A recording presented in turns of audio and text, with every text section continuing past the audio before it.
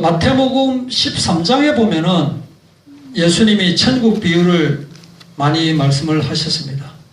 제자들이 이 비유를 듣고 어찌하여 비유로 말씀을 하십니까? 라고 하니까 예수님이 뭐라고 대답하셨느냐 하면은 천국의 비밀을 아는 것이 너희에게는 허락되었으나 그들에게는 허락되지 아니하였다 하고 대답을 하셨습니다. 아니, 비유로 말씀하시는 것은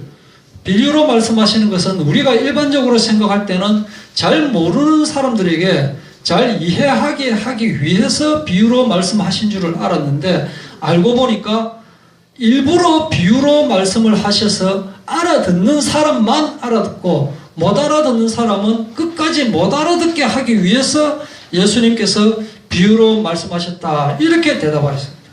그러면서 그때 또 말씀하신 것이 뭐냐면은 4가지 밭에 대해서 비유를 하셨습니다.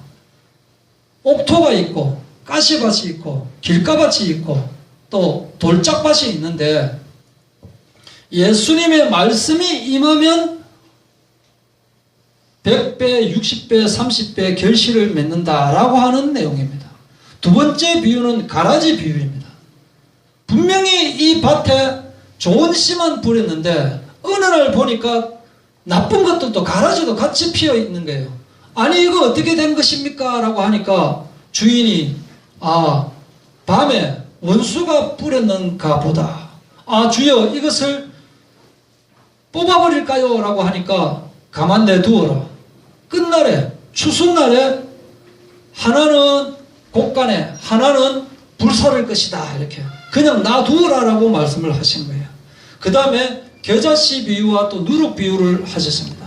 겨자씨 비유, 누룩 비유는 뭐냐? 처음에는 눈에 보이지도 않을 만큼 적은 그 씨가 나중에는 새들이 깃들 만큼 커다란 그 겨자나무가 되어진다.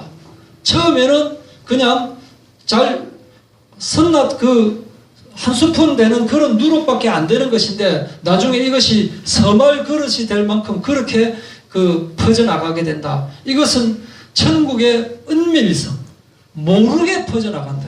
천국은 모르게 퍼져나간다. 천국은 멀리 있는 것이 아니고 이 땅에 와 있다라고 하는 것이. 그리고 천국은 확장을 하게 되어 있다. 그리고 이 천국은 영원성을 가지고 있다, 그 말입니다. 그리고 보화 비유와 진주장사 비유가 있습니다. 모든 것을 팔아서 살 만큼 그렇게 귀중하다. 왜냐? 내 생명이 되기 때문에, 천국에 들어갈 수 있는 그것이 되기 때문에 내 가지고 있는 모든 것, 생명을, 예수님은 생명을 팔아서 우리를 사셨다, 이 사실을 말하고 있는 것이고, 또 나중에 그물 비유가 있습니다. 그물에 건져온 고기 중에 좋은 놈은 좋은 데다 들어가지만 안 좋은 것은 아예 안 좋게 될 것이다. 의인은 좋은 곳, 악인은 안 좋은 곳에 이렇게 갈라낸다, 끝날을 말하고 있습니다.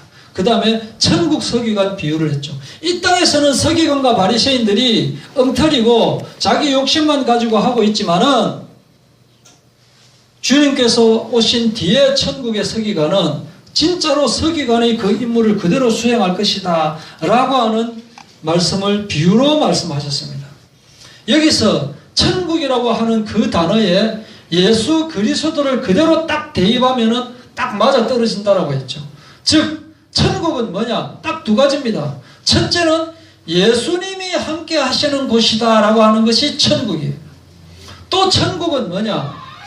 심판대와 관련이 있다라고 하는 거예요. 천국 비유를 하면서 가만히 보니까 마지막 때 심판과 관련된 이런 말씀을 계속하고 계셨습니다. 예수님의 비유는 천국과 관련된 것이 아주 많이 있습니다.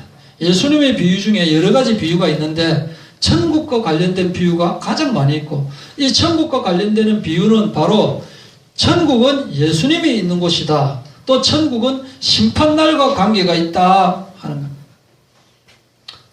천국 이런 이야기를 하면, 천국과 지옥 이런 이야기를 하면 우리는 당장 눈앞의 것이 아니기 때문에 좀 캐캐묵은 그런 것으로 들을 수도 있습니다. 좀 수준이 좀 낮은 것 같이 그렇게 들을 수도 있습니다. 교회 가면 뭐 천국 이야기하고 지옥 이야기하고 하고 하는데 이게 지금 당장 오는 것이 아니기 때문에 지금 당장에 와닿지 않을 수도 있는 거예요.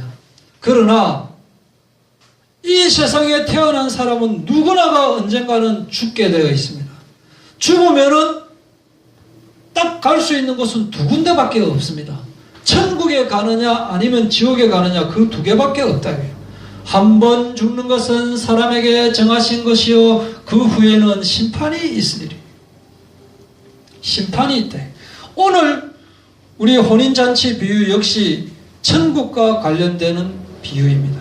근데 이 내용을 보면은 조금 엽기적이고 조금 충격적입니다. 2절에 보면은 임금이 잔치를 베풀고 있습니다. 3절에 보면은 종들을 보내어서 잔치 손님을 초대합니다. 그런데 사람들이 오기를 싫어하는 거예요. 임금이 초대를 하는데 사람들이 싫어하는 거예요. 그래서 4절에 보면은 다시 다른 종을 보내가지고 살찐 소고기와 좋은 것들 이런 거 있으니까 좀 와주세요라고 또 선전을 하는 겁니다. 그런데 5절에 보면은 사람들은 그걸 쳐다보지도 않고 밭으로 가고 사업하러 가고 응하지 않는 거예요. 심지어는 6절에 보면은 이 사람들이 천국 잔치에 응하기는커녕 초대하러 온 그 종들을 잡아가 죽이기까지 하는 거예요. 이 무슨 이런 천국 잔치가 있느냐 이게. 이런 혼인 잔치가 있느냐 이거예요. 그래서 임금이 노해가지고 군대를 보내가지고 살인자들을 다 진멸하고 동네를 불살라버리는 겁니다. 잔치에 안 왔다고 그 동네를 불살라버리는 거예요. 또 그리고 8절에 보면은 잔치는 준비됐는데 사람이 없으니까 이제 만나는 사람을 그냥 데리고 온나 그냥 가리지 말고 그냥 아무나 데리고 온나 그렇게 하는 거예요. 그래서 10절에 보시면은 종들이 나가가지고 선한 자나 악한 자나 다 데리고 옵니다. 그래서 잔치에 사람들이 가득 차게 된 거예요.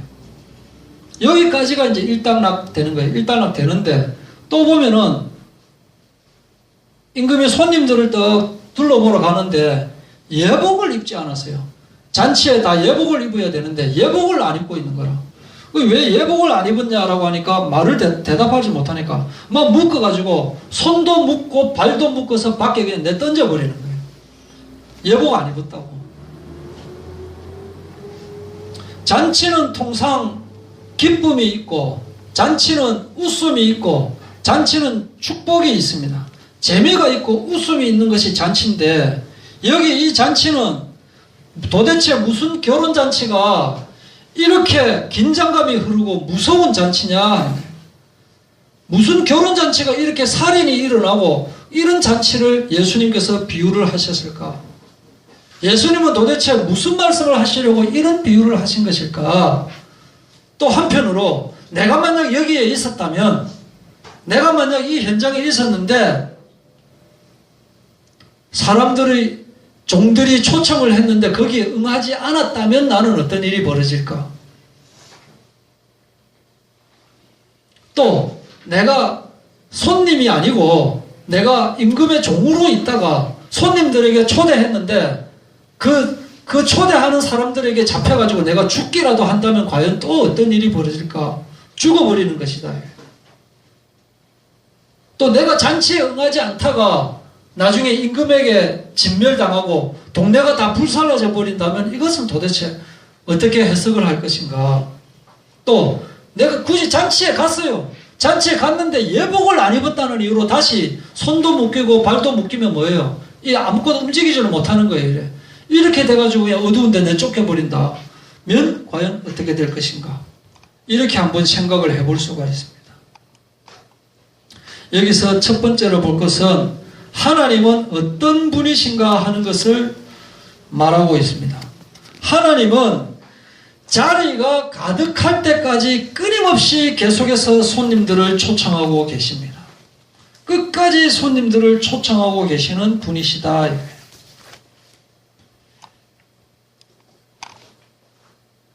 여기 3절에 보면은 종들을 보내어서 사람들을 청하는데 사람들이 오기를 싫어합니다.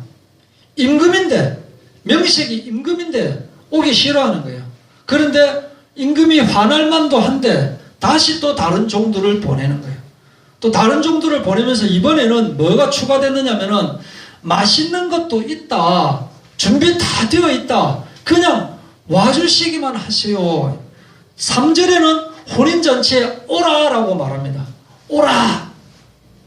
당연히 올 줄 알고 오라라고 하는데 안 오니까 두 번째 보낼 때는 오소서라고 이제 부탁까지 하는 거예요. 좀 와주세요 하고 부탁하는 거예요. 그런데 거절할 뿐만 아니라 종들을 죽이기까지 하는 거예요. 도대체 어떻게 된 시츄에이션인지. 이렇게 종들이 잡혀 죽는 일을 겪으면서도 또 보내는 거예요. 세 번째 또 보내는 거예요. 9절에 8절에 종들에게 이르되 혼인잔치는 준비되었으나 청한 사람들은 합당하지 아니하니 내거리 길에 나가서 만나는 대로 닥치는 대로 데리고 오라. 이렇게 포기하지 않고 계속 우리를 초청하고 계시는 분이 바로 하나님이시다. 로마서 5장 8절에 우리가 아직 죄인 되었을 때에 그리스도께서 우리를 위하여 죽으심으로 하나님께서 우리에 대한 자기의 사랑을 확증하셨나요? 우리가 죄인 되어 있을 때에 그리스도께서 우리를 위하여 죽으신 거예요. 우리가 먼저 그리스도에게 손을 청하지 않았다 하는 거예요. 요한계시록 3장 20절 보면은 예수님이 먼저 우리에게 문을 두드리시는 것입니다. 볼지어다 내가 문 밖에 서서 두드리노니, 문 밖에 서서 먼저 문을 두드리는 겁니다. 누구든지 내 음성을 듣고 문을 열면 내가 그에게로 들어가 그로 더불어 먹고 그는 나로 더불어 먹으리라. 우리는 먼저 주님에게 손을 내밀 그러한 것을 할 수 없는 존재입니다. 죄성을 가지고 있기 때문에 우리의 구원자이신 구세주가 있는 줄도 모르기 때문에 요청할 수도 없는 것이고 계속 당하고만 있는데 계속 헛다리만 짚고 있는데 주님께서 직접 찾아오시는 분이시다 이거예요. 그래서 아브라함에게도 75살의 나이에 하나님께서 먼저 찾아오신 거예요. 내가 너로 큰 민족을 이루고 내게 복을 주어 내 이름을 창대케 하리니 너는 복이 될지라, 복의 근원이 될지라 라고 하면서 아브라함은 하나님의 존재에 대해서 전혀 모르고 있는데 하나님께서 찾아오신 거예요. 모세를 봤더니 80세의 나이에 하나님께서 먼저 찾아오신 거예요. 찾아오셔서 이 애굽에서 내 백성들을 데리고 나가라 하고 부르셨습니다. 먼저 찾아오셔서 부르셨습니다. 모세가 대답을 합니다. 나는 입이 뻣뻣하고 혀가 둔해서 백성들이 내 말을 듣지를 않을 건데 어떡할깝쇼 라고 하는데 하나님은 그러면 대답을 하실 때 내가 네 입 부드럽게 만들어줄게, 네 말 잘하게 해줄게 이렇게 대답을 해야 되는데 하나님은 그렇게 대답 안 하신 거예요. 나는 여호와다, 내가 너와 함께 할 것이다 이렇게 대답합니다. 네가 어떻게 뭐 해라 그런 말을 하신 거 아니에요. 내가 여호와다. 무슨 소리라냐? 내가 여호와라니까. 내가 네하고 함께 한다니까. 거기에 답이 다 있는 거예요. 다른 이야기 할 필요가 없는 거예요. 천지를 만든 내가 지금 이야기를 하는데 뭔 엉뚱한 소리 하느냐. 네가 뭐 입이 뻣뻣하고 뭐 혀가 굳으면 그게 뭔 상관이 있느냐. 내가 네하고 함께 하겠다는데. 이렇게 먼저 찾아오신 분이시다. 다윗도 일개 목동에 불과해요. 그냥 일개 목동, 사람들은 다윗의 존재에 대해서도 제대로 잘 모르고 있었는데 그런데 하나님이 부리셔서 이스라엘의 왕을 삼으셨습니다.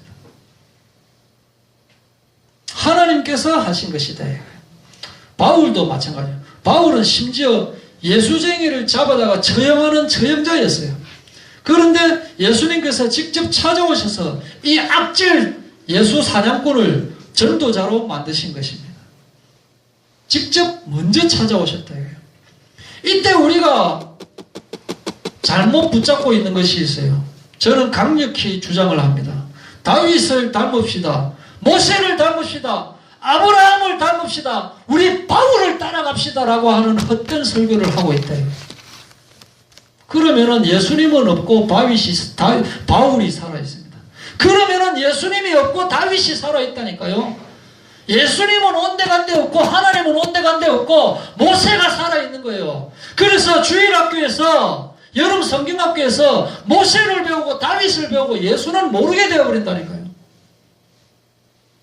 다윗을 본받자. 용감하다. 그의 믿음. 용감하다. 담대한 믿음. 하고 가르치면 안 됩니다. 열심히 있는 그 열정, 사명 이렇게 가르치면 안 됩니다. 주님이 불러주셨다라고 하는 것을 가르쳐야 된다 이거예요. 아무것도 아닌 존재를 주님께서 불러주셔서 사명자로 삼아주셨다라고 말을 해야 되는 거예요. 죽은 나사로에게 죽어서 벌써 며칠 되었는데도 예수님이 찾아오셔서 죽은 나사로를 살리셨다.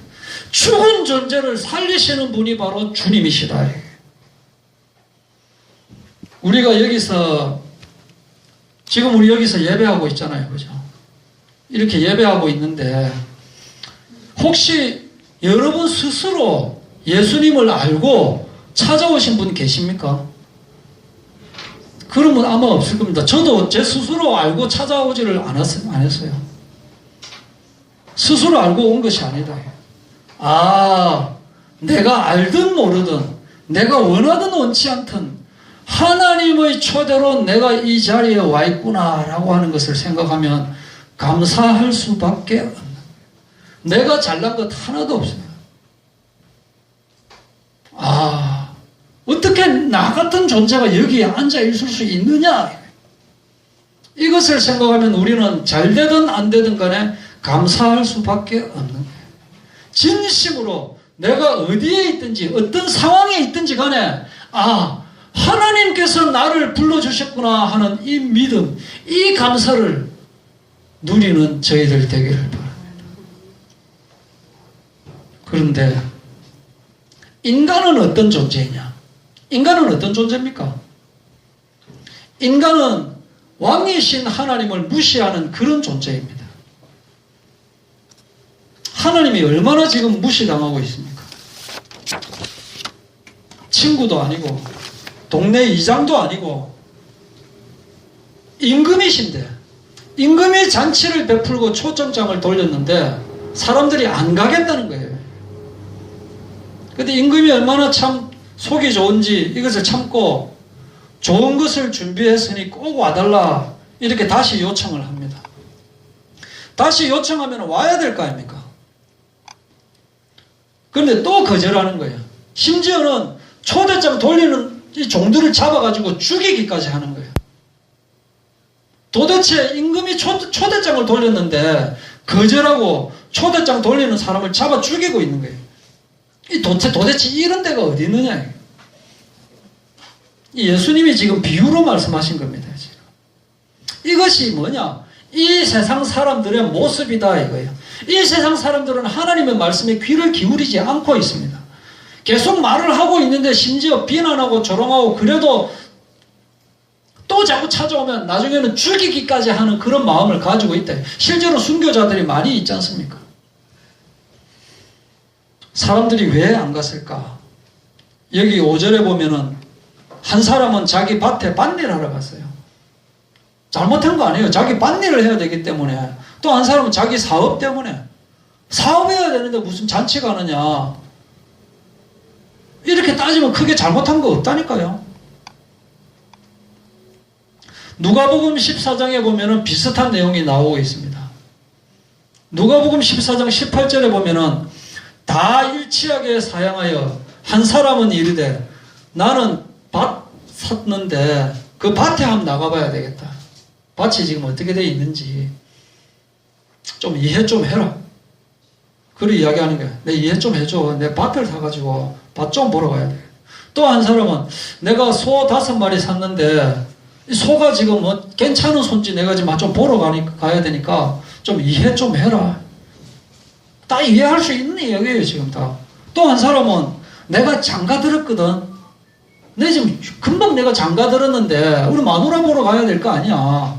그 다 이해가 되는 이야기예요 전부 다. 잘못된 이야기 하는 것도 아니에요. 이런저런 것들을 이유로 안 갔다는 것인데, 밭 사고 소 사고 장가가는 것이 일상생활이거든요. 일상 이런 생활을 하는 것이기 때문에 뭐 잘못됐느냐, 뭐가 잘못됐느냐, 내가 평소에 해야 되는 일을 하는 거기 때문에 내가 특별히 하는 일이 없고 하면 내가 갈 텐데 지금 해야 되는 일이 있어서 못 갔는데 그거 갖고 왜 그러느냐라고 할 수 있지만,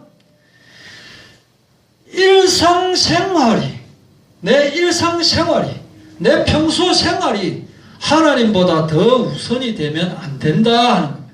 내 평소의 생활이 하나님보다 우선되면 안 된다 이거예요.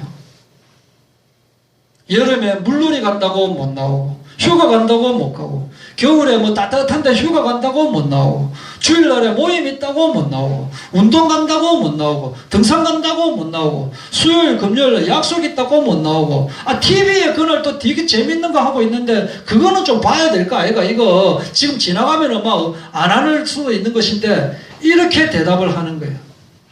이것이 하나님이 볼 때는 완전히 무시하고 있는 거예요. 아니, 내가 무시하는 게 아니고 내 일이 지금 바쁘다 보니까 그래 된 거야 라고 하지만, 다시 말하면 일상생활과 하나님을 분리하고 있다는 거예요. 일상생활 중에 하나님과 함께 하지 않고 있다는 거예요. 일이 있으면 교회 못 올 수 있습니다. 일이 있기 때문에, 직장 일 때문에 먹고 살아야 될 거 아닙니까? 또 시험 때문에, 시험 쳐야 뭘 잘 될 거 아닙니까? 못 올 수가 있는 거예요. 내가 안 가면 안 되는 일 때문에 거기 꼭 가야 되는 그런 수가 있는 거예요. 지금 그걸 말하는 게 아니라니까요. 우리가 일상생활 중에 하나님을 까맣게 잊어버리고 있지 않았느냐 이 말입니다. 내 생활이 하나님과 결별해서 하나님을 잃어버리고 있지 않았느냐 하는 거다. 이것이 하나님을 무시하는 것이에요. 이것이 하나님을 무시하는 거라니까요. 하나님의 자녀가 하나님과 관계없는 생각을 하고, 하나님과 관계없는 생활을 하고, 하나님과 관계없는 것에 집중을 하고, 그러면서도 이에 대해서 전혀 고민도 하지 않고 자기 생각만 하고, 자기 입장만 생각하고, 자기 하고 싶은 것만 하고, 이게 바로 멸망의 지름길이다. 그리스도인이라는 것은 과거에 자기는 죽고 지금 내 안에 그리스도와 함께 사는 것입니다. 함께 사는 것입니다. 내가 어디에 비록 못 오는 수가 있지만 주님과 함께 살고 있는 이 내 자신이 되어야 된다. 그런데 이 사람들은 평소에 항상 임금을 무시하고 있었다는 거죠. 평소에 무시 안 했으면 초청에 이렇게 거부할 리가 없거든요. 이게 세상 사람들의 모습이다. 세상 사람들이 평소에 하나님을 무시하고 있는 거예요. 하나님의 존재에 대해서 생각조차 하지 않고 있는 거예요. 아예 믿지 않는 사람이 뭐 교회 초대 뭐 부름하는 거 이거는 말할 것도 없는 거예요. 아예 모르기 때문에, 들으려고 하지도 않기 때문에, 사탄 마귀에게 꽉 잡혀 있기 때문에. 그런데 임금하고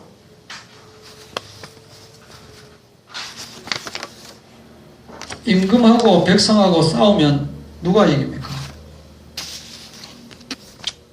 파워가 누가 더 셉니까? 임금이 더 세죠.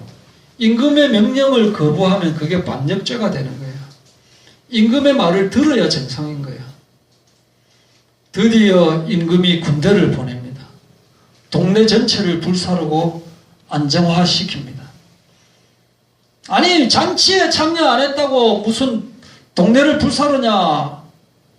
종들을 죽인 그 사람들만 처벌하면 되지 할 수도 있지만, 예수님이 이 비유를 천국 비유라고 했죠.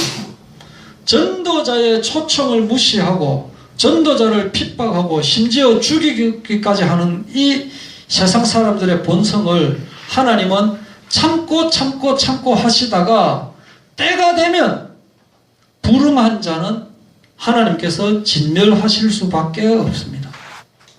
왜냐하면 그것이 언약이기 때문에, 그것이 하나님의 공의의 하나님이시기 때문에 그래요.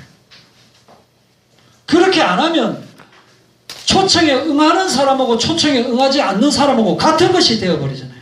그럴 수는 없다 이거예요. 그리고 또 사람들은 어떤 성격을 가지고 있느냐. 창세기 19장 14절에 보시면 롯이 나가서 그 딸들과 결혼할 사위들에게 말하여 이르기를 여호와께서 이 성을 멸하실 터이니 소돔성을 이야기하는 거예요. 소돔성이 곧 멸망당할 것이다 라고 롯이 사위들에게 말을 합니다. 그래서 너희들은 빨리 일어나가지고 지금 떠나라고 말하는데 사위들은 어떻게 여긴다? 농담으로 여깁니다. 농담으로. 사람들은 농담으로 여기는 거예요. 결국 이 소돔성이 무너질 때 이 사위들 다 같이 무너져 버린 거예요. 우리는 과연 하나님의 말씀을 농담으로 여기느냐 아니냐 생각해 볼 필요가 있습니다. 또 사람들은 아예 듣지를 않고 있습니다. 예레미야서 7장 13절 여호와의 말씀이라 이제 너희가 그 모든 일을 행하였으며 내가 너희에게 말하되 새벽부터 부지런히 말하여도 듣지 아니하였고 너희를 불러도 대답하지 아니하였느니라. 이게 사람들의 본성이라니까요. 불러도 듣지 않고 하나님이 새벽부터 부지런히 말하고 있는데도 듣지를 않는 거예요. 세상 것에 정신이 팔려서 대답하지를 않는 거예요. 스가랴서 1장 4절 너희 조상들을 본받지 마라. 조상 본받지 마라. 옛적 선지자들이 그렇게 그들에게 외쳐서 여호와께서 말씀하신 이 말씀을 하시는데도 불구하고 그들이 듣지 아니하고 내게 귀를 기울이지 아니하였다.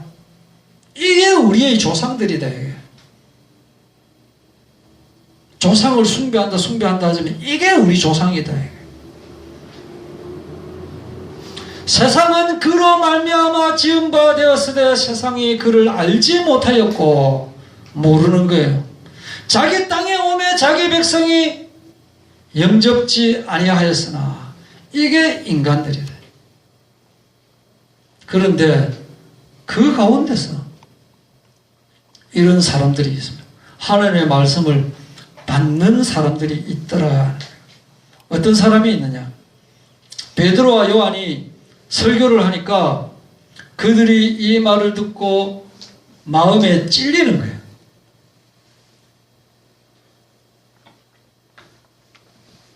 마음에 찔림을 딱 받는데 딱 듣고 보니까 맞거든. 틀린 말이 아니거든. 찔렸을 때 두 가지 반응이 생깁니다. 첫 번째 반응은 이런 반응이야. 아, 그럼 내가 어떻게 해야 되는데? 탁 찔리니까 맞는 말 딱 하니까 그냥 꼼짝을 못 하는 거예요. 어떻게 해야 되느냐라고 하니까 회개하라, 주님을 만나라, 주님을 영접하라 하면 되는데 또 어떤 사람이 있느냐? 그 말 하는 사람들을 잡아다가 폭행하고 죽이려고 하잖아요. 이렇게 두 가지가 나오는 거예요. 찔리는 사람들 중에. 어쨌든 찔림이 있는 거예요. 이 찔림이 있으면 그 다음에는 내 말을 듣고 또 나 보내신 이를 믿는 자는, 예수님이 하시는 말을 듣고 믿는 자는 영생을 얻은 거예요. 이런 사람들이 있다. 그 가운데서. 요한일서 4장 6절에 우리는 하나님께 속하였으니 하나님을 아는 자는 우리의 말을 듣고 하나님께 속하지 아니한 자는 우리의 말을 듣지 아니하나니 진리의 영과 미혹의 영을 이로써 아느니라. 하나님의 말을 듣는 자와 듣지 않는 자가 있는데 하나님께 속한 자는 하나님의 말을 듣고 하나님께 속하지 아니한 자는 하나님의 말을 듣지를 않은 거예요. 내가 과연 하나님께 속하였느냐 마귀에게 속하였느냐 구분할 수 있는 게 바로 이 구절이에요. 데살로니가 전서 2장 13절에 이러므로 우리가 하나님께 끊임없이 감사함은 너희가 우리에게 들은 바 하나님의 말씀을 받을 때에 사람의 말로 받지 아니하고 하나님의 말씀으로 받음이니 진실로 그러하도다. 이 말씀이 또한 너희 믿는 자 가운데 역사하느니라. 말씀을 전하는 그 말씀을 들으면서 이게 사람이 하는 말이 아니고 하나님이 하는 말이다라고 듣는다. 이렇게 받는다. 하나님께서는 우리에게 마음의 찔림을 주시고 마음의 믿음을 주시고 하나님의 말씀을 듣게 하시는 거예요. 이게 우리가 잘나서 듣고 우리가 잘나서 받아들이는 것이 아니고 이 가운데서 하나님께서 은혜를 주시니까 하나님의 말씀을 하나님의 말씀으로 받는다. 과연 우리는 하나님의 말씀으로 받는가? 하나님의 말씀이 아닌 농담으로 여기는가? 그냥 듣지 않고 넘어가는가? 하는 것이 단순한 것 같지만 이것이 우리가 최종적으로 천국에 임하느냐 아니면은 그 뜨거운 지옥 불못에 들어가느냐 하는 엄청난 다른 결과를 가지게 된다 하는 겁니다. 우리가 과연 하나님의 말씀을 평소에 얼마나 하나님의 말씀으로 여기고 있느냐 아니면 대수롭지 않게 여기고 있느냐 무시하고 있느냐 하는 것을 한번 생각해 볼 필요가 있습니다. 하나님은 우리에게 많은 말씀을 주고 계십니다. 하나님께서 우리에게 하시는 말씀을 완벽하게 다 알 수도 없을 뿐더러 그 의미를 다 깨달을 수도 없습니다. 그리고 일상생활을 하면서 주님의 말씀 그대로 우리가 지킬 수도 없습니다. 그러나 평소에 하나님의 말씀을 하나님의 말씀으로 여기고 있느냐 하나님의 말씀으로 여기지 않느냐 하는 것은 굉장히 중요한 포인트가 되어집니다. 마지막 때가 되면은 하나님의 잔치에 참여하는 것 말고는 심판대에 서는 것 이 두 가지밖에 없습니다. 하나님의 천국 잔치에 들어가느냐 아니면은 심판대에 서서 뜨거운 불못에 들어가느냐 이 두 가지밖에 없다. 하나님의 뜻이 뭡니까? 하나님의 뜻은 하나님과 그냥 함께 하는 겁니다. 그냥 내 안에 들어오시려고 문을 두드리시면 문을 열고 영접을 해서 하나님과 함께 하면 되는 겁니다. 그런데 이것을 거부하고 있다. 이것을 거부하는 거예요. 그냥 들어오시는 대로 놔두고 함께 하면 되는 건데 이것을 사람들이 거부하는 거죠. 왜냐? 내 속에 내가 너무도 많기 때문에. 내 속에 내가 너무도 많기 때문에 주님을 받아들일 수가 없는 거예요. 그런데 내 속에 내가 누구냐? 바로 사탄 마귀인 거예요. 나는 내가 이것이 좋아서 열심히 하고 있고 재밌게 하고 있지만 사실은 그 속에 마귀가 들어있는 거예요. 그래서 다른 것에 관심을 가지도록 계속 속이고 있는 거예요. 하나님은 참다가 때가 되면은 멸망시키시는 분이십니다. 기회가 주어졌는데도 끝까지 거부하면 결국에는 멸망할 수밖에 없는 겁니다. 그래서 우리는 회복되어야 됩니다. 참되게 회복되어야 되는 거예요. 예수님을 영접했다 하는 것으로 끝나는 것이 아닙니다. 과거에 영접했다 라는 것으로 끝나는 것이 아니고 지금 이 순간 나의 주인으로 나의 구주로 모시고 있는가 하는 거예요. 지금 이 순간 이것이 바로 깨어있으라 라고 하는 말이에요. 지금 내가 깨어있느냐 이 말이에요. 지금 언제 어디서든 내가 주님과 함께하고 있느냐 분리되어 있느냐 같이 하고 있느냐 이게 굉장히 중요한 거다. 이 천국 비유를 보면서 이 천국을 보지도 않은 사람들 또 한참 젊은 사람들 있죠. 어린이들 젊은 사람들한테 천국 이야기 지옥 이야기 이런 거 하면은 좀 어떻게 보면 유치하게 보일 수도 있고 좀 어리석게 느껴질 수도 있어요. 생각지도 안 하고 있다. 그런 게 어디 있느냐라고 생각할 수 있다. 당장 죽는 것도 아니고 눈에 보이는 것도 아니고 이 넓은 세상에 이렇게 할 일이 많은 이 세상에 자꾸 천국 이야기하느냐 지옥 이야기하느냐 이렇게 생각할 수도 있지만은 죽음 뒤에는 분명히 천국과 지옥이 있습니다. 우리는 언젠가는 죽게 돼 있어요. 끝까지 살 수 있는 사람은 아무도 없습니다. 영적으로는 살 수 있어도 육신적으로 끝까지 살 수 있는 사람은 없어요. 그러면 우리는 언젠가는 죽게 되는 그 뒤의 세상, 우리는 반드시 사후 세계에 대한 대비를 하고 있어야 돼요. 죽은 뒤에 어떻게 될 것이냐라고 하는 것에 대해서 생각을 하고 있어야 된다. 그런데 이리 보고 저리 보아도 죽음에 대해서는 세상이 침묵하고 있습니다. 간혹 언론에서 건강에 대해서는 많이 이야기를 합니다. 이렇게 하면 더 건강하게 산다. 이렇게 하면 장수한다. 이렇게 하면 병을 이긴다. 그 이야기를 많이 하고 있습니다. 그리고 이렇게 재테크를 하면, 이렇게 재산을 관리하면 재산을 더 불릴 수 있다. 그런 이야기는 하는데 죽은 후에 대해서는 말하지 않고 있습니다. 누군가 때가 되면 분명히 죽게 되는데 죽은 후에 대해서는 말하는 것은 뭔가 터부시 되고 있어요. 죽은 후에 아무것도 아닌 것처럼 그렇게 여기고 있다.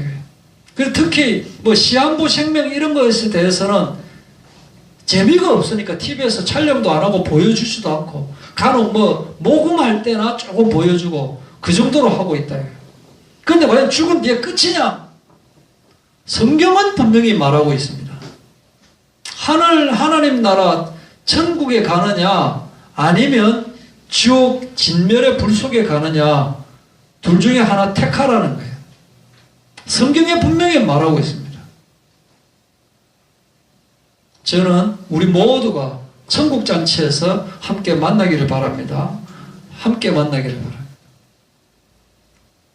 하나님은 불의를 오래도록 참으시는 분이십니다. 계속해서 초대를 하고 계시는 분이십니다. 그러나 때가 되면은 분명히 심판하시는 분이시다.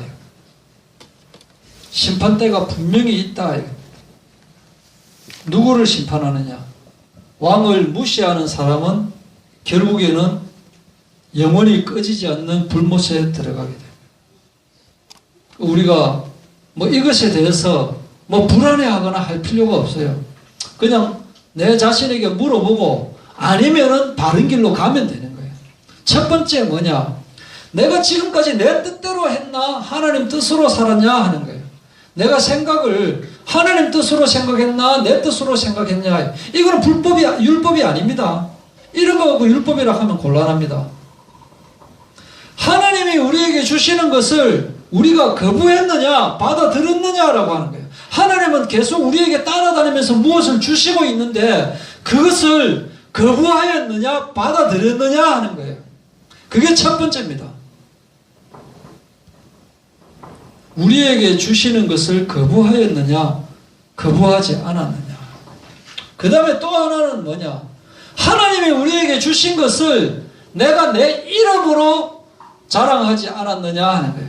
하나님께서 우리에게 주신 것은 하나님의 이름으로, 예수님의 이름으로 전해야 되는데 그것을 내 이름으로 전하지 않았느냐 하는 거예요. 내가 이렇게 했다. 내가 이렇게 했다. 내가 영접시켰다. 내가 데리고 왔다. 그렇게 하지 않았느냐 하는 거예요. 내 자랑으로 삼지 않았느냐 하는 거다. 내가 그 교회 세웠다 아이가. 내가 걔 영접시켰다 아이가. 내가 걔 그렇게 해가지고 걔가 지금 신학대학 끝나가지고 목사하고 있다 아이가. 그렇게 하고 있느냐 이거예요. 그렇게 하고 있으면 전부 가짜입니다. 가짜입니다. 속지 마십시오. 그리고 또 뭐냐? 하나님이 주신 것이 아닌데 하나님의 이름으로 사용하는 게 있어요. 주님께서 주신 것이 아니에요. 주님이 원하는 게 아니라니까요. 그런데 주님께서 나에게 주셨다, 주님께서 나에게 말씀하셨다라고 하면서 거짓 자랑을 해버리는 거예요. 하나님은 그런 말씀 한 적도 없고 원하지도 않는데 주님께서 말씀하셨다라고 이야기를 하고 있다.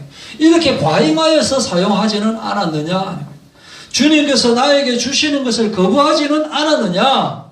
또 주님께서 나에게 주신 것을 주님의 이름이 아닌 내 이름으로 사용하지는 않았느냐? 또 주님께서 안 주셨는데 그것을 주님의 이름으로 과잉하여 사용하지 않았느냐? 이것을 한번 자기가 검토를 해봐야 돼.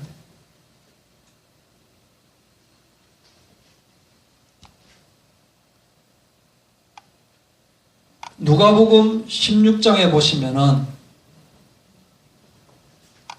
부자가 지옥에 들어갔는데 얼마나 뜨겁고 고통스러운지 그 단면을 보여주는 게 누가복음 16장 19절부터 나옵니다.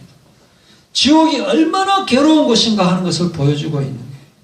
16장 24절에 보면은 손가락 끝에 물을 찍어서 내 혀를 사늘하게 하소서. 손가락 끝에. 한번 해보셨습니까? 저는 한번 해봤습니다.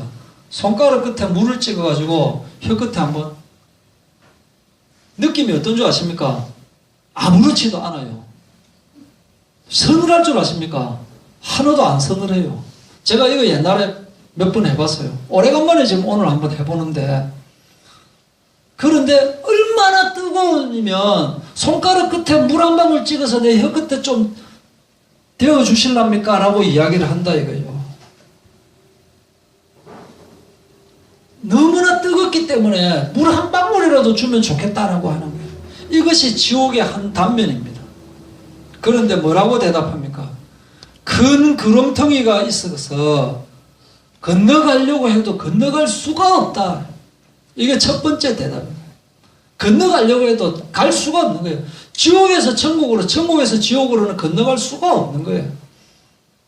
그러니까 이 부자가 하는 말이, 나는 포기하겠는데 이 나사로는 우리 형제간들, 우리 식구들 다 아니까 이 나사로를 지금 좀 보내주십시오. 그러면 죽은 나사로가 여기 또 왔네? 우리가 예수 믿고 잘 살아야 되겠구나 하고 느낄 수 있는 거 아닙니까? 우리 형제들이. 그러니까 나사로를 좀 보내주십시오 라고 하니까 뭐라고 대답하느냐? 모세와 선지자들한테 들었으면 그것으로 되었다 이거예요. 이 말은 뭐냐? 전도하는 사람들 전도를 들었으면 죽은 사람이 다시 돌아와서 안전해도 다 알 거다, 알아들을 거다 이야기하는 거예요. 그러니까 죽은 부자가 또 한 번 또 이야기하는 거예요. 아닙니다. 아버지, 죽은 자에게서 그들에게 가는 자가 있다면 회개하겠습니다. 가서 이 고통받는 곳에 오지 않도록 하기 위해서 꼭 전해 주십시오 라고 하니까 또 대답을 합니다. 모세와 선지자들에게 듣지 아니하면 비록 죽은 자 가운데서 살아나는 자가 있을지라도 권함을 받지 아니하리라 하였다 하시니라.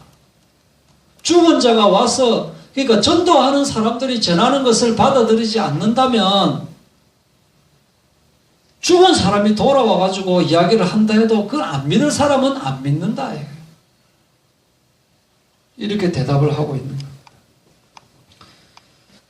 우리가 인생을 살아가면서 최근에는 조심해야 되는 게 개 앞에서 조심해라 그러더라고요. 잘못하면 물려서 죽을 수 있기 때문에. 우리는 귀엽다고 하는데 그 개가 달라들어 물 수 있다. 물어가지고 그게 폐혈증으로 죽을 수가 있다고. 절대 개 가까이 하지 마라. 그래서 개 가까이 하면 안 되는 이유, 각종 바이러스를 뭐 어쩌고 하고 있다는 둥, 뭐 어쩌고 병균이 뭐 많다는 둥, 뭐 막 이런 이야기가 나오더라고요. 또 전방 지역 있죠. 최전방 지역 그쪽에는 많이 보이는 게 뭐냐면은 길이 아니면 가지를 말라라고 하는 게 많이 붙어 있어요. 그 밑에 지뢰밭 해놨습니다. 그러니까 지뢰밭이 있기 때문에 가야 되는 그 길 아니고는 지뢰에 밟을 수가 있다는 거예요. 그래서 가지 마라.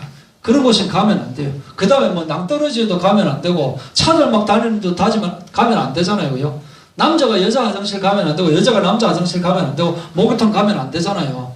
또 맨홀 같은 데 까딱 잘못하고 푹 들어갈 수 있으니까 안 가야 되는데, 근데 절대로 가면 안 되는 곳이 어딥니까? 지옥이다, 이게 지옥. 지옥에는 가면 안 돼요. 누가 지옥 가고 싶어 하느냐? 아무도 지옥에는 가기 싫어합니다. 그러면서도 왕이신 하나님을 거부하고 있다, 이거예요. 왕의 초대를 거부하는 사람들은 전부 지옥행입니다.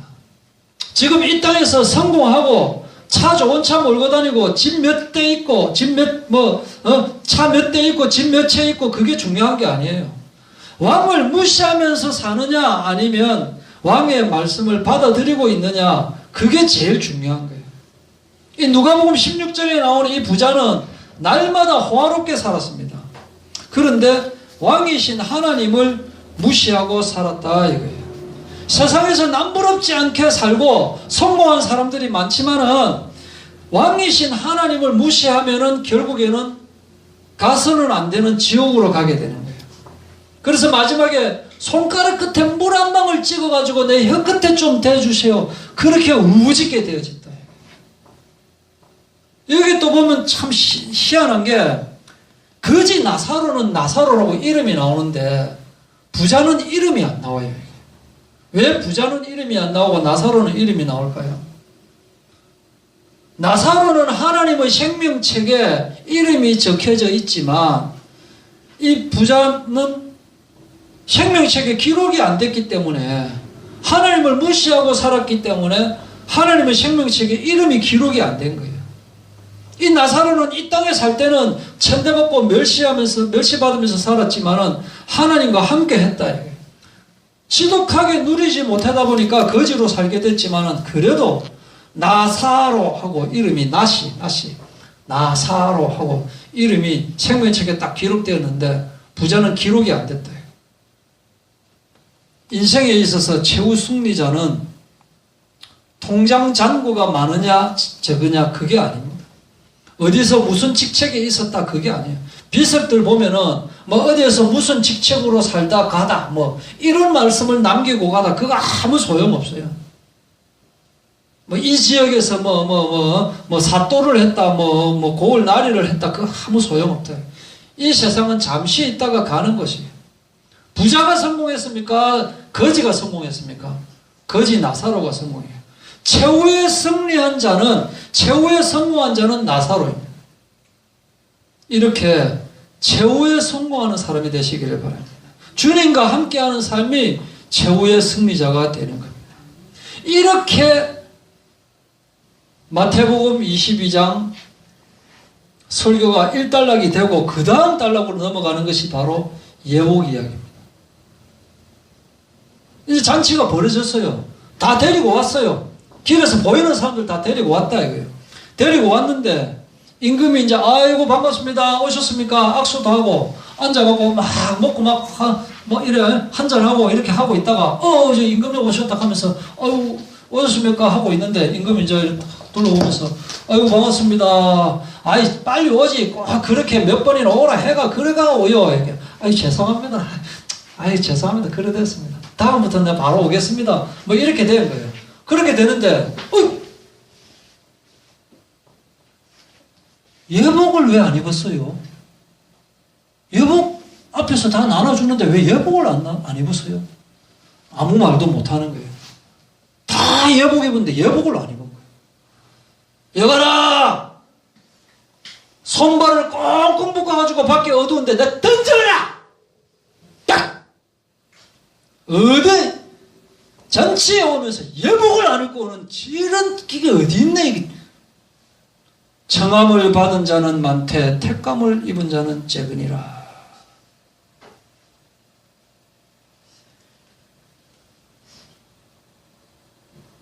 손도 묶고 발도 묶어버렸어요. 움직일 수 있는 방법은 이것밖에 없어요. 묶였기 때문에 이렇게밖에 못 가는 거예요. 몇 발짝 못 가요. 근데 거기가 어두운 데다 했는데 결국에는 그 뜨거운 불못으로 가게 되는 거예요. 그냥 나가라 하면 될 건데 왜 손발을 결박해가지고 버릴까? 참네. 이 사람은 천국 문지방까지 왔다가 지옥에 내던져 버린 거예요. 이게 또 참 충격적이에요. 이게 옷 안 입었다고 무슨 지옥에 내버리는 이런 게 어디 있냐. 옛날에 그 영화 서양 영화인데 이제 우리 주인공이 거기 들어가려고 하는데 못 들어가게 하는 거예요. 왜 나는 못 들어가게 하는 거예요? 저 사람은 들어가게 하는데 이게 다 지금 복장을 갖춘 당신은 복장을 안 갖췄어요. 복장 뭐 넥타이 안 맸잖아요. 넥타이 알았습니다. 조금 있다가 가가지고 와이셔츠 째가지고 넥타이 딱 만들어가 맨살에 넥타이 색깔 있는 그 와이셔츠였고요. 약간 그 보라색 비슷한 거 넥타이 딱 만들어가지고 가위로 째가지고 맨살에 딱 가니까 통과시켜 주더라고. 그 맨살에 자켓 입고 밑에 청바지 해가지고 통과시키고 하는 그 영화가 있었는데, 그러니까 거기에 맞는 그 복장이 있어야 되는데, 예복을 입지 않았다라고 하는 것은 또한 초청자인 왕을 모독하는 겁니다. 초대에 걸맞지 않는 삶을 살았다라고 하는 거예요. 교회는 다니는데, 예배에 참석은 하는데, 어정쩡하게 그리스도를 입지 않고 살아가는 사람을 말하고 있습니다. 흉내는 내고 있는 거예요. 흉내는 내는데 그리스도를 입지 않았다 이 말이에요. 그리스도를 입는다는 것이 뭔 말이냐? 로마서 13장 14절에 오직 주 예수 그리스도로 옷 입고 정욕을 위하여 육신의 일을 도모하지 말라. 예수 그리스도로 옷을 입으라 라고 하는 겁니다. 갈라디아서 3장 20절에도 누구든지 그리스도와 합하기 위하여 세례를 받은 자는 그리스도로 옷 입었느니라. 그리스도로 옷을 입어라. 그리스도. 여기서 옷은 뭐냐? 그리스도를 말하고 있습니다. 교회를 다니는데 그리스도를 입지 않은 사람들, 무림한 교인인 사람들, 하나님 자녀가 아니다. 알맹이가 아니고 쭉정이라는 거예요. 모양은 같은데 새 생명이 아니다 이거예요. 똑같이 알 낳았는데 어떤 알은 유정란이고 어떤 알은 무정란이에요. 무정란은 그 생명이 탄생할 수가 없는 거다 이거예요. 교회는 다니는데 모양은 똑같은데 아니다 이거예요. 골로새서 3장 10절 새 사람을 입었으니 헌 사람이 아니고 새 사람이다. 이는 자기를 창조하신 이의 형상을 따라 지식에까지 새롭게 하심을 입은 자니라. 입었다. 옛 사람을 벗으라. 옛 사람을 벗고 새 사람을 입으라. 요한계시록 7장 13절에도 보시면 장로 중 하나가 응답하여 나에게 이르되 이 흰옷 입은 자들이 누구며 또 어디서 왔느냐? 내가 말하기를 내 주여 당신이 아시네. 하니 그가 나에게 이르되 이는 큰 환난에서 나오는 자들인데 어린 양의 피에 그 옷을 씻어 희게 하였느니라. 어린 양의 피에 자기의 헌 옷을 씻어서 새 옷으로 만드는 자들이다. 하나님의 자녀는 예수 그리스도의 피에 옛 옷을 다 씻어버린 사람들이다. 그리스도인은 예수 그리스도의 피로 옷 입은 자를 말합니다. 왜 그 사람은 잔치에 가고도 그리스도의 옷을 입지 않았을까? 예복을 입지 않았을까? 이 시대에는 열왕기하 10장 22절이나 열왕기하 22장 14절 이쪽에 보면은 예복을 관리하는 직책이 따로 있을 정도로 그렇게 예복 관리하는 사람들이 있었어요. 그래서 잔치를 벌이면 잔치에 가는 사람이 자기 집에서 예복을 입고 가는 것이 아니고 입구에서 예복을 나눠주면 자기 옷은 그 광주리에 놓고 예복을 입고 그 잔치에 참여하도록 그렇게 되어 있는 거예요. 그 왕이 다 준비하고 있었다 이거예요. 그 참석자가 할 일은 예복을 입게만 입으면 되는 거예요. 그냥 입게만 입으면 된다니까요. 다시 말해서 예수님을 영접하고 함께 하기만 하면 되는 거예요. 구원은 내가 노력해서 되는 게 아닙니다. 구원은 내가 충성해서 되는 게 아니라고요. 구원은 내가 일 많이 한다고 되는 게 아니고 예수님을 내 마음에 모시고 그냥 함께 하면 되는 거예요. 예수님의 은혜의 옷을 입기만 하면 되는 거예요. 그런데 이것을 거부하고 내 옷을 더 자랑하면 안 된다. 예수 그리스도의 옷을 입어야지. 이게 그냥 지어낸 이야기가 아니고 예수님이 하신 말씀입니다. 감으로 지식으로 안다고 되는 게 아니에요. 이게. 아, 교회 가니까 그렇다 하더라 라고 해서 되는 게 아니고 에베소서 4장 22절 너희는 유혹의 욕심을 따라 썩어져가는 구습을 따르는 옛 사람을 벗어버리고 오직 너희의 심령이 새롭게 되어 하나님을 따라 의와 진리와 거룩함으로 지음심을 받은 새 사람을 입으라 라고 하고 입으라라고 옷으로 이야기를 하고 있습니다. 자, 예수님을 영접하고 새 사람을 입으셨습니까? 그러면 삶이 변화되었습니다. 내가 예수 믿기 전하고 좀 뭔가 달라진 것 같습니까? 진짜 바뀐 것 같습니까? 그걸 보는 거예요. 일부러 내가 바꾸는 게 아니고 바꾸어지는 것입니다. 저절로 바꾸어지는 것이네. 내 생각이나 행동들이 변화되어지는 것이다는 거예요. 억지로 바꾸는 게 아니고 진짜 내 마음에 예수님을 모시면은 내 영혼, 내 마음이 변화되어지는 것입니다. 내 생각, 내 행동이 달라지는 것입니다. 일부러 다르게 하는 것이 아니고 이 심령이 바로 하나님의 나라가 되는 것이다. 내 심령 속에 천국이 임하는 것입니다. 보통 여기서 설교가 끝나는데 한 가지만 더 짚고 넘어가겠습니다. 이 마태복음 22장 여기 보면은 그들이 돌아보지도 않고 한 사람은 자기 밭으로 가고 한 사람은 자기 사업하러 가고 또 남은 자들은 초청하는 그 종들을 잡아가 모욕하고 죽여버렸어요. 즉 잔치에 초대하는 임무를 맡은 사람은 잔치에 초대하는 임무를 맡은 하나님의 종들은 때로는 모욕당할 수도 있고 죽을 수도 있습니다. 하나님은 이 종들이 죽는 것을 막을 수도 있지만 그냥 죽게 하실 수도 있는 거예요. 하나님은 그게 중요한 게 아니에요. 가인이 아벨 때려 죽이려고 할 때 가인을 막을 수도 있는데 그냥 두신 거예요. 하나님은. 그 죽고 안 죽고가 하나님 입장에서는 아무것도 아닌 거예요. 그게. 우리는 뭐 죽고 사는 것이 뭐 인생의 전부지만 하나님 품으로 오는 것이 더 좋기 때문에 그냥 두시는 거다니까요. 그래서 종은 하나님의 지시를 수행했습니다. 앞에 간 사람들이 죽었다는 것을 알면서도 또 그 다음 종들이 또 하나님의 명령을 받고 임금의 명령을 받고 또 사람들을 초대하러 갔다. 이게 종의 삶인 거예요. 종. 이것이 하나님의 사명자다. 죽음을 넘어서는 예수님의 제자된 삶이다. 그냥 뜨거운 불타오르는 그런 곳에 소방수처럼 막 뛰어 들어가라 그걸 말하는 게 아니에요. 겁낼 것이 없다. 하나님께서 함께 하시기 때문에 그런 거 겁낼 필요가 없다. 고난당하는 것을 이상하게 생각하지 마라. 고난당하는 것을 부끄럽게 여기지 마라. 바울은 이야기하고 있습니다. 고난당하는 것을 자랑스럽게 여기시는 저희들 되기를 바랍니다.